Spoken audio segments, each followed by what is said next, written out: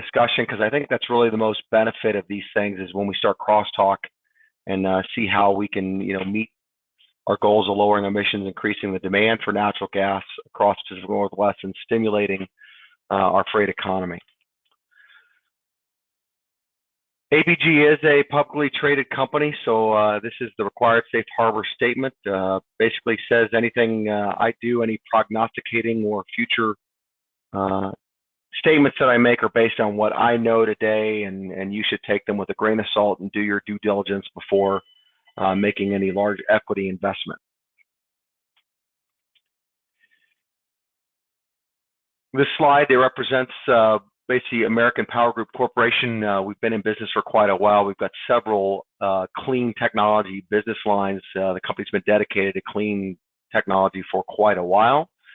I will mention, briefly quite a few of these towards the end of the presentation. Mostly what we'll talk about today is on the left, the vehicular power side. Of course, since our founding, we've been looking to solve problems. Let's talk about one of the glaring problems. I don't think this is any big surprise. This slide is from Clean Energy down based here in California. They've allowed us to borrow this, but basically you look at it, the heavy duty truck freight sector consumes more diesel per year than the other 6 listed sectors combined. We've got a huge consumer of diesel, and when you think about refined diesel, makes up about 1/3 of an average barrel of crude. That is a significant amount of oil that needs to be produced and or imported from other sources. You add to that the production, the refining, the delivery and distribution of all that fuel. That's a lot of our national resources.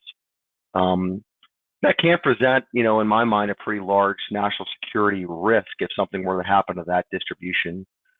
Imagine, and I think, this is our goal, cut that consumption by more than half using clean North American natural gas distributed by pipelines, crisscrossing the continent, and how much we could do not only reducing imported oil, but also in improving our air quality.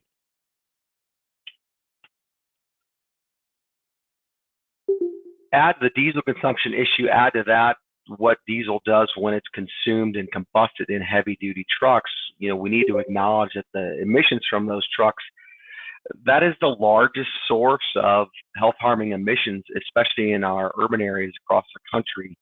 When you look at particulate matter coming from diesel, especially the older diesel engines, and oxides of nitrogen, the NOx emissions, we have a big challenge. And Massachusetts Institute of Technology in 2014 did a study where they estimated that diesel-related emissions are responsible for at least 200,000 premature deaths each year in the U.S., and some would say that was understated.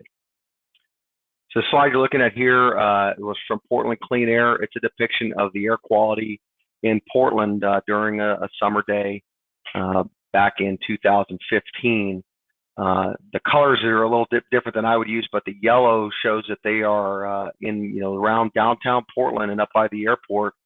You see NOx emissions that are greater than 10 times what the American Lung Association says is the threshold for health issues such as asthma, lung disease, and even lung cancer. So this is a big challenge, and all of us on the line here representing the natural gas industry have a really big opportunity and frankly a responsibility to help address this challenge.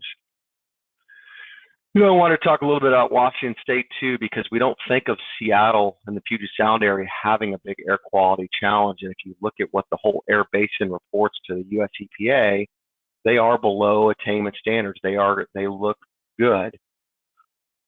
With the dominant weather patterns there, clean electricity grid, I mean, that's a great news story for the rest of the whole Sound. But when you localize diesel emissions, because diesel emissions tend to stay in the area that they're emitted, they hug the ground, they stay local.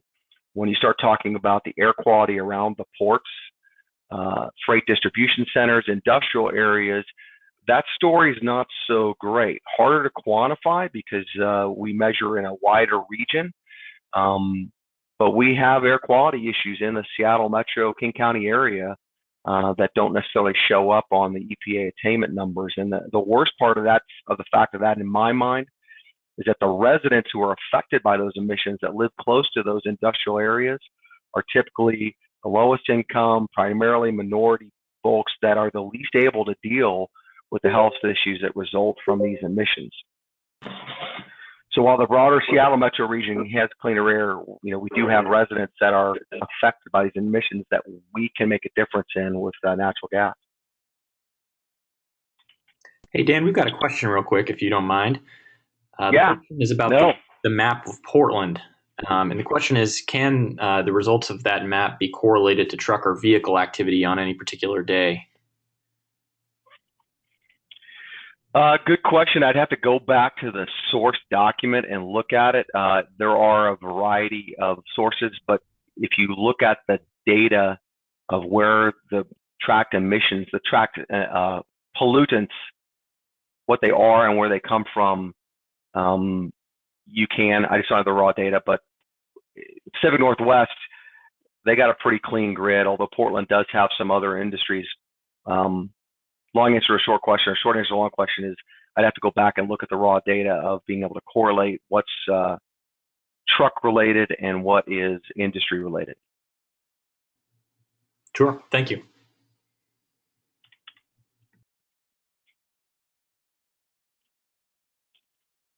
The slide that's building right now, I borrowed some slides from the Natural Gas Vehicles for America, an advocacy group for our industry. What we're looking at here, I think, is a great news story for all of us in the industry, that there are a variety of great technology companies out there working in the industry, both to create natural gas engines from scratch, original equipment manufacturers, people who are doing repowers and conversions, taking out old fossil fuel motors, replacing them with spark ignited natural gas in heavy duty and medium duty. You've got the listed heavy duty OEMs, the big guys in the red bubble. And then of course you've got folks like American Power Group who are doing unique kind of different types of dual fuel, bi-fuel conversions for heavy duty engines in the retrofit and repowers in the blue bubble.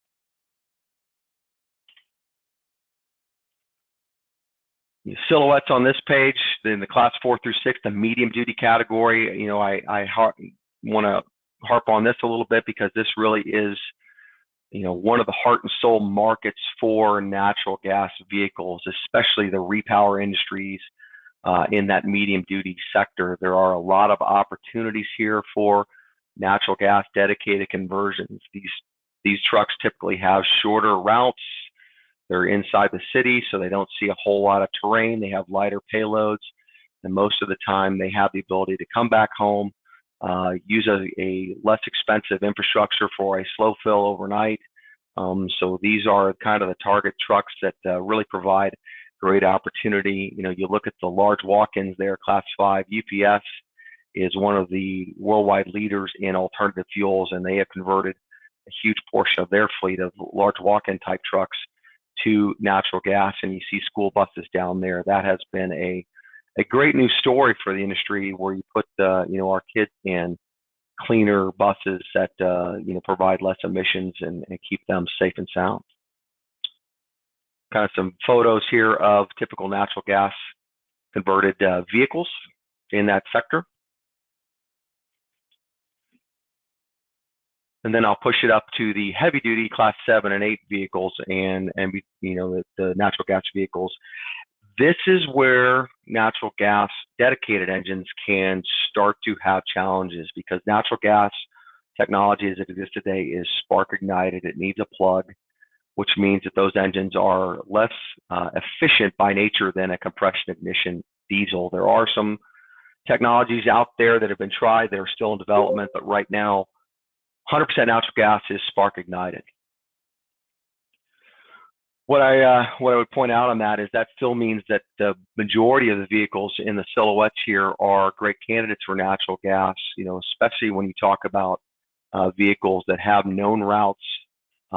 They have, the ability to stop and fuel for a period of time. They don't need necessarily extended ranges for the fuel storage, and they may not be weight conscious. So the trucks that really, are the heart of this in the dedicated natural gas are your transit bus fleets, your refuse trucks, and your local delivery trucks in the heavier sectors.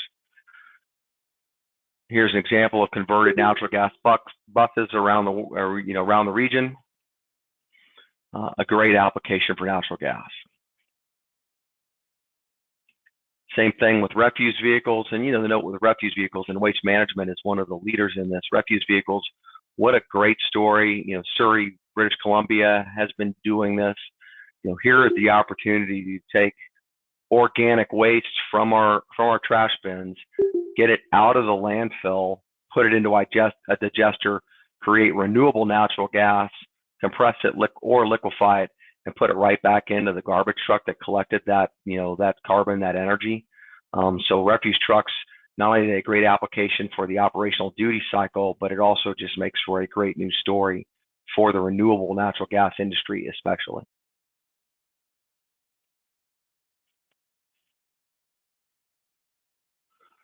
The heavy duty semi sector, there are 12 liter engines, 100% dedicated engines for this. They provide a great opportunity for natural gas conversions, but they do top out in their torque and horsepower range.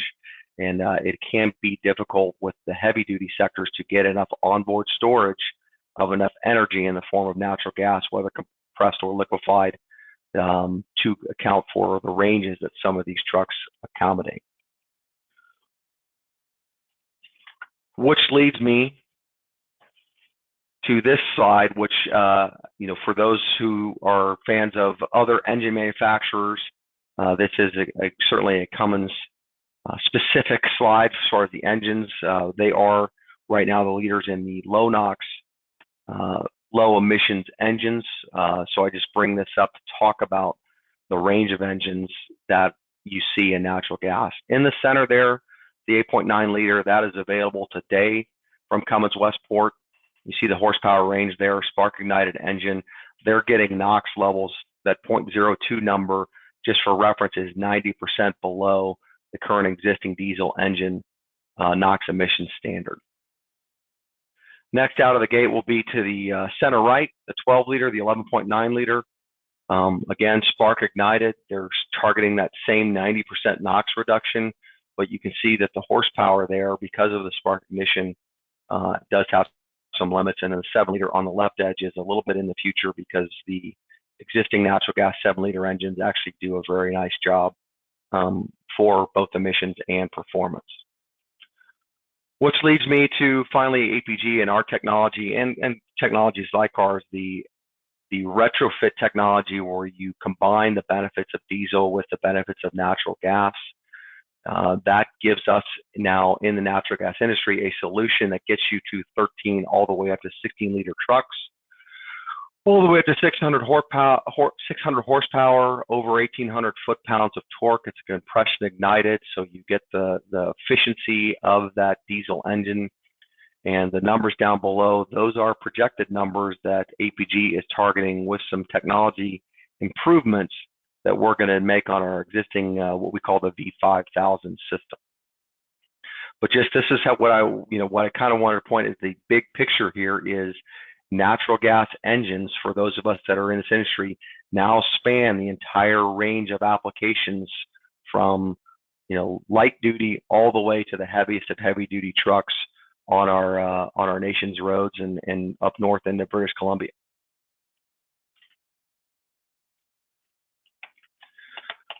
So on to a little bit of APG specifics. Our dual fuel technology system was tested in Australia. That's a triple trailer down below where we started the testing. That's a pretty heavy load going from Sydney up to the Gold Coast and back. And our technology was really successful there and able to allow us to bring it back here to North America. Kind of the highlights of what our system does. We utilize the turbocharger in the parent original equipment manufacturer diesel engine. By doing that, it's very elegantly simple. We don't have to add any injectors to the engine. We don't have to void any manufacturer's warranties. We don't increase the temperature. We don't change any parts. So the fleet owner that converts his engine with our system sticks with the standard oil, standard maintenance, standard cycles on his engine, and everything for the normal diesel engine operates as advertised when it was purchased. The nice feature when I talk about a gateway technology or dipping your toes into the waters of the natural gas economy is if you find yourself in one of our vehicles and you are not near natural gas infrastructure, it hasn't been built out, the system will seamlessly return to 100% diesel, allow you to get into a what we'll call a range extension mode to get you back home or back within range of a CNG or LNG station. Net fuel savings, that's a pretty wide range, and as everyone knows here with the variability of the diesel market, the oil market, that is always a moving target. You can see the numbers on what we average on our diesel displacement. It's about a 50 to 60%, depending on the duty cycle, that we replace diesel with natural gas inside the engine. We talked about torque and horsepower. We'll talk a little bit more about our read-only interface. Our system is very simple. The parts are very simple. So we advertise a 20-year useful life, which matches very well with the advertised 20-year useful life of the natural gas tanks that we purchase from partners and install on the trucks.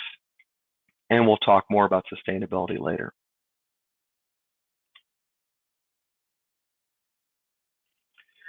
Busy slide here. The point that we're here to make is that we have gone through exhaustive testing with West Virginia University, their Center for Alternative Fuels and Engines. We have over 503 engines and engine families approved through EPA. That process basically allows us to test an existing diesel engine, measure the emissions, install our system, and ensure that the engine performs exactly as advertised, that we don't interfere or tamper with any onboard diagnostics, any aftermarket, or any emissions after treatment systems, and that our emissions and our performance is at least as good or better than the OEM engine was before our system was installed. And just to notice, California, of course, has more stringent standards. We have started with the newer engines because they have a longer life, and we've started to work with California to get Air Resources Board certification.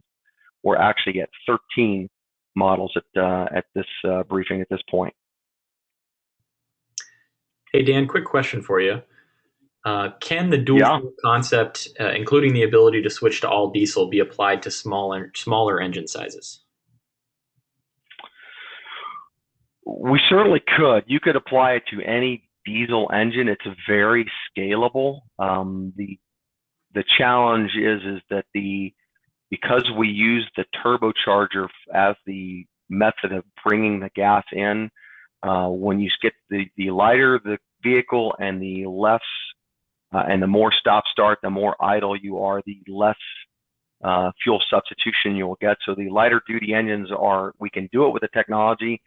The performance of the system would not be optimum, so you would not get the best benefit of the system. That's why, not only is there a really dire need in the heavy duty truck sector, that also happens to be where our system provides the most optimum, cost savings and performance.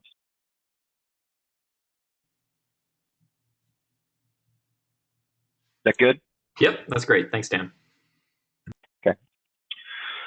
So we've been out in North America for quite a while. We've got well over now 100 million miles of on-road experience. Our initial customers are now buying new trucks and placing reorders, which we think is a great news story that tells us that our system provided them the cost savings and the sustainability benefits that they expected.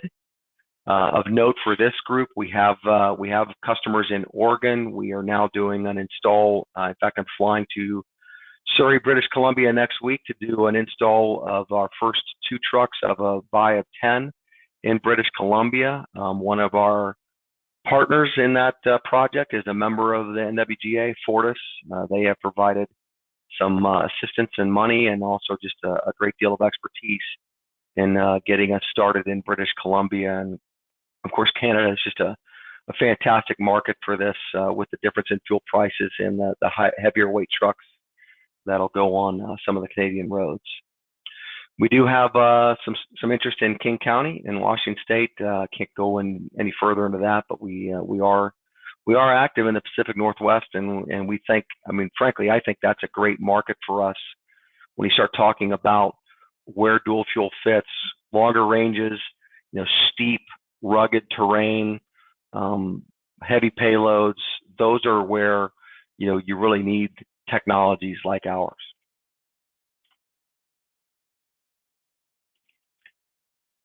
Just briefly on the technology, our system is electronically controlled through a patented dual fuel electronic control unit that connects to the original equipment manufacturer CAN bus, the computer on the original diesel engine. We are non-invasive, we read only. We basically read the key data points that we need to make sure that we are not doing anything that could damage or void a warranty or interrupt the performance of that diesel. And through the data that we collect, we're allowed to use our natural gas mapping software system, the mapping system, to make sure that we provide the absolute optimum amount of natural gas to displace the optimum amount of diesel based on the load of the engine at the time. And then you see the key parts below: the Venturi nozzle that connects to the turbo on the diesel engine, and the Bosch throttle body that meters the natural gas based on our map and the Digital Fuels read-only system.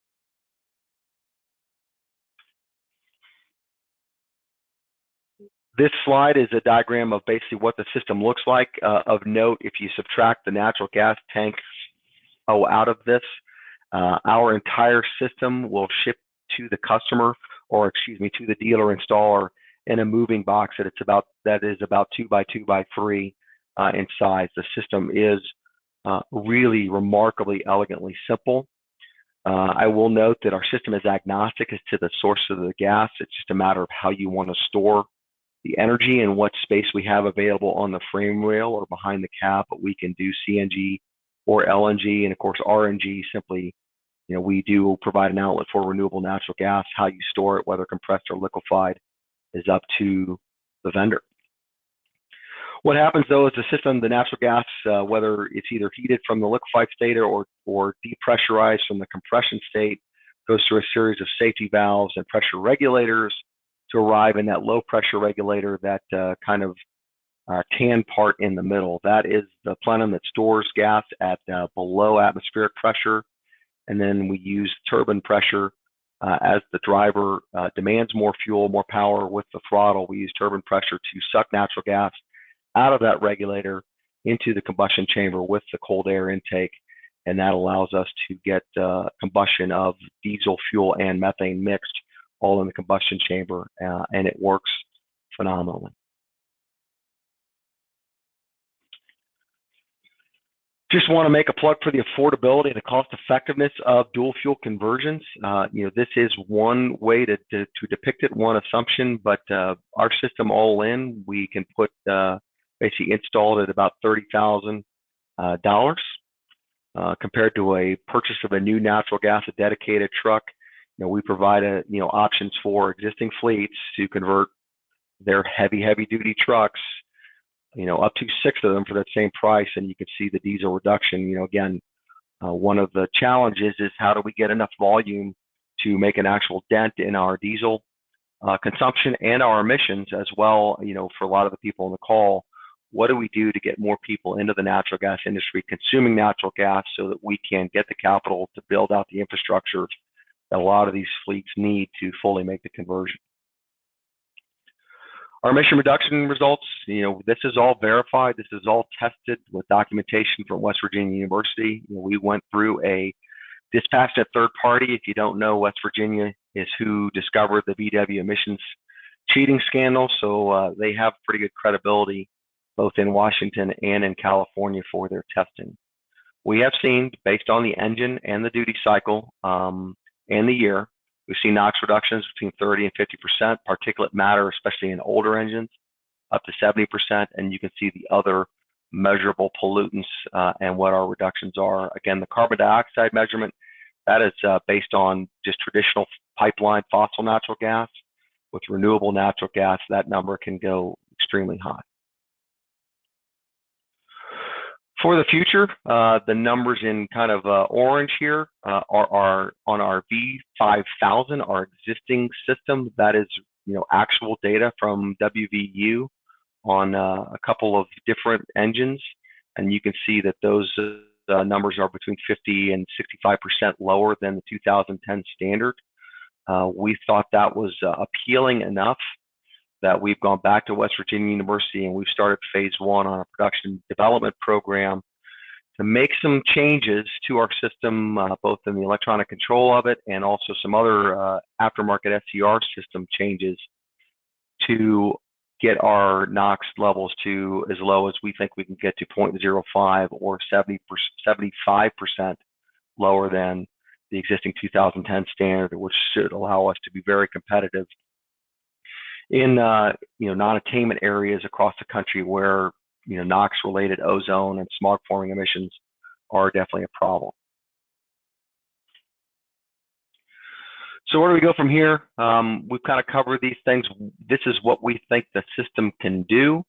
We think broadly that dual fuel provides that kind of bridge and gateway technology for fuel producers, for the retailers, for the utilities to increase the consumption of natural gas and help to build the infrastructure, statewide, region-wide, nationwide, so that we can get more and more trucks into the system and out of producing diesel-related emissions. We think as well that dual fuel, because it's kind of a simple, it de-risks things and it provides you with extended range on a certain volume of gas. We think it makes a real good case for increasing the amount of renewable natural gas going in, because you can get more bang for the proverbial buck in the BTU of renewable natural gas.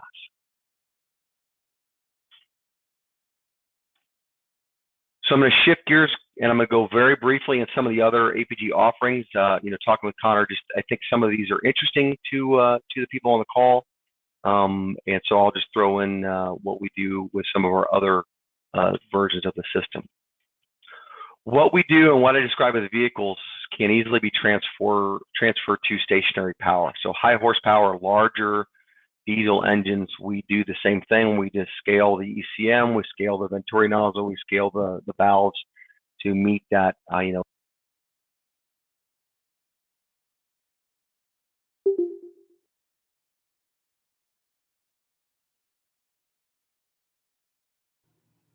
Hey, Dan, I think we lost audio there for a second.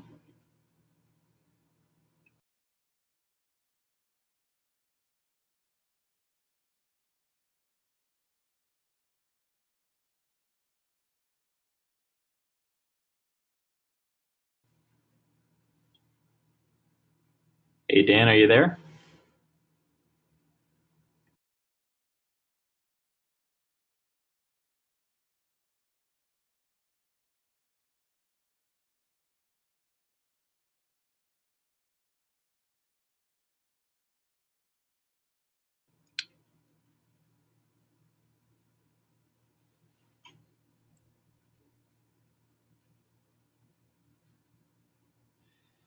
If anyone can hear him where I can't, please let me know in the chat function. Otherwise, I'm going to work on getting him back up real quick.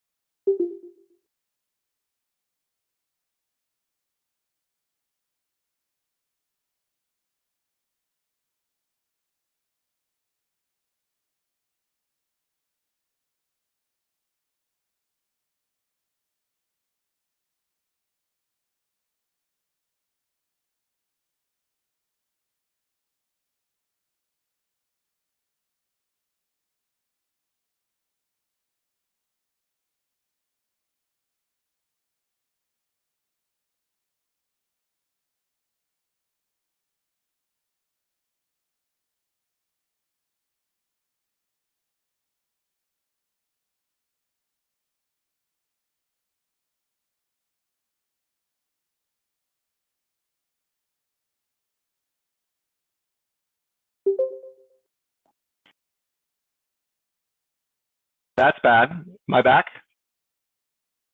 Hey, Dan, you are back. How far away did I drop off? I think about 2.5 minutes. So I think maybe 2 slides back. Okay.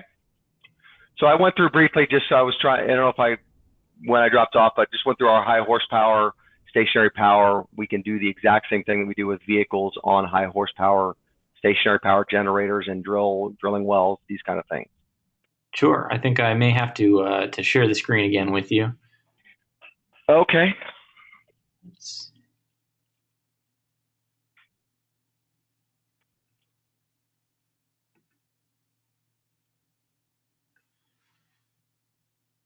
You have the option there? I'm not seeing it right now.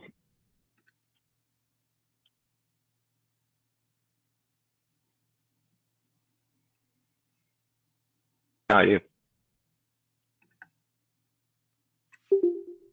Okay, there we go. I'm sorry, everyone.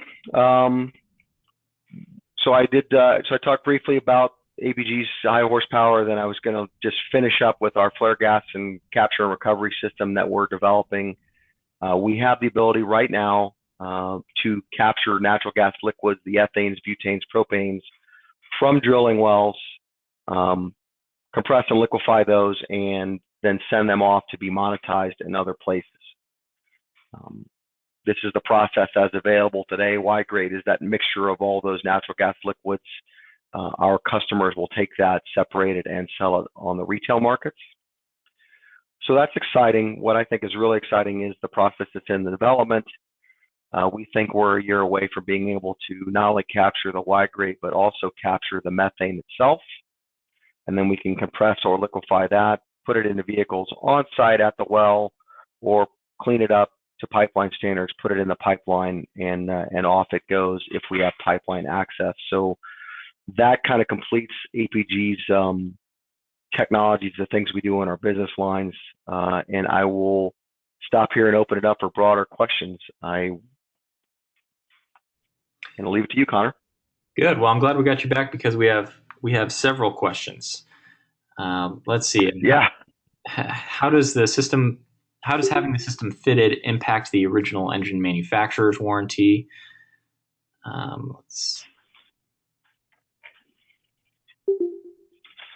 So I'll answer that. There are not only is there federal laws, but the fact of the matter is we do nothing to the original equipment manufacturer's engine. So we've had discussions with all of the OEMs, and the fact is that we don't touch their warranty at all. And when we've had situations, most of them have been, if it's an engine related issue, they fix it under their warranty. If it does happen to be a dual fuel related issue, we have a very generous warranty where we will make the repairs ourselves. But the two warranties pair up; they do not compete. Great. Next question would be: do you have dealer or installer and approved maintenance facilities in Washington? Yes, we do. I don't have all of them off the top of my head, and we're always looking to add those. Some of our customers have their own maintenance facilities, and as long as they have a natural gas certified technicians, we'll actually train. Public municipalities are a great example. We'll train their guys to do the install. It really is fairly simple. But yes, we do have dealer installers, Oregon, Washington State, and in British Columbia.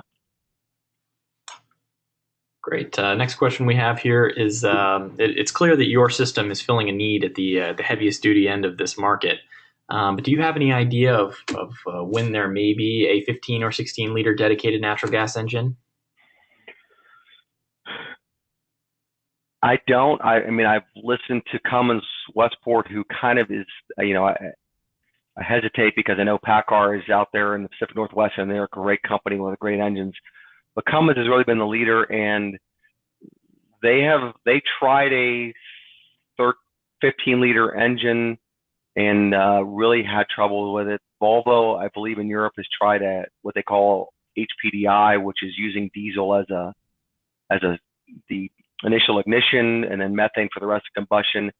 It just seems that those engines at the higher horsepowers have just been difficult to engineer and make work at a commercial scale. So I don't know when those will be forthcoming. I know the 12-liter seems to be right now the sweet spot and the upper end of the range. Great. And your engines, what effect do they have on EGTs, exhaust gas temperature? We'll raise it. So when the natural gas and methane does burn hotter, so we will raise EGT, but that's the purpose of having our engine control monitor tap into the onboard diagnostics of the original engine.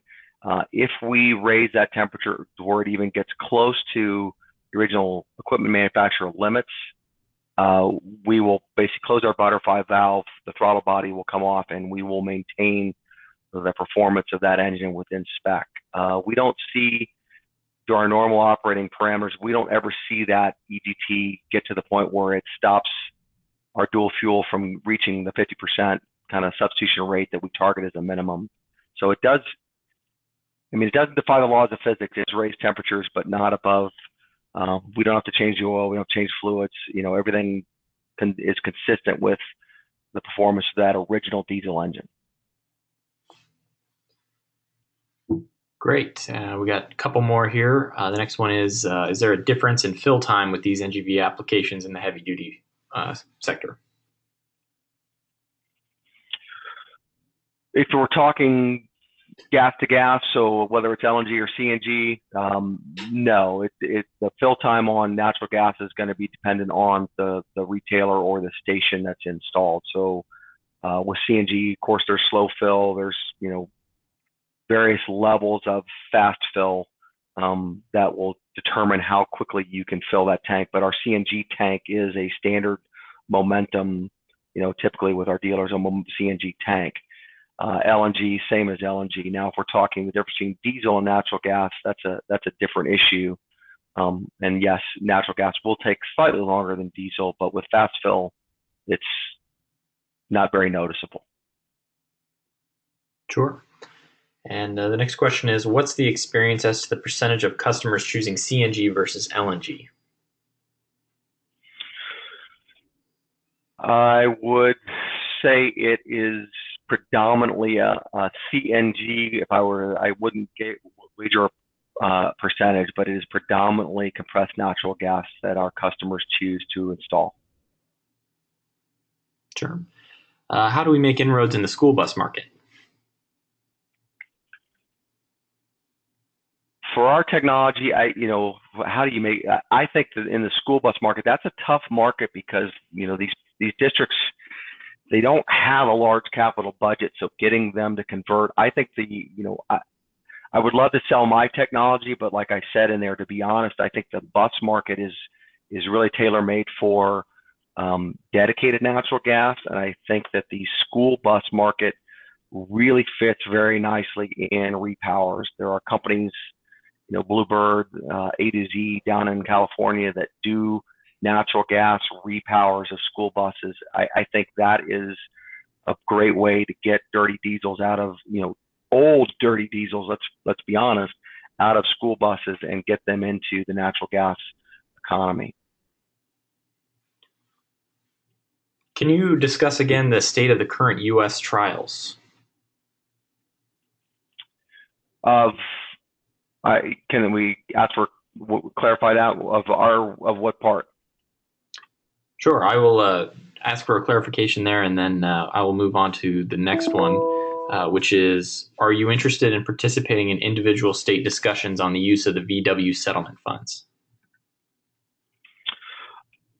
Absolutely, we are. The challenge is the way that the judicial proceedings and the results of the VW settlement came out. It was very, very restrictive in a lot of ways. In the heavy duty sector specifically, it mandates that you remove the older engine and scrap it and replace it with a new engine. We have been discussing with EPA, with the DERA folks, with others, how do we widen the aperture to include retrofits like ours that do frankly, what EPA and what the VW settlement wants, which is reduce NOx, reduce diesel emissions at a low cost. But as it is right now, VW settlement does not allow for conversions like ours. So absolutely, we are interested in being involved in those conversations to see if we can, convince the trustees to use some of their flexibility to include our technology and technologies like ours. I shouldn't be a one-trick pony.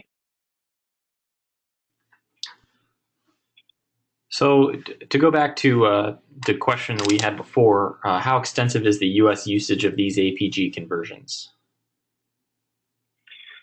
We have, I believe we're approaching 800 systems, over 700. I don't know when we'll hit 8.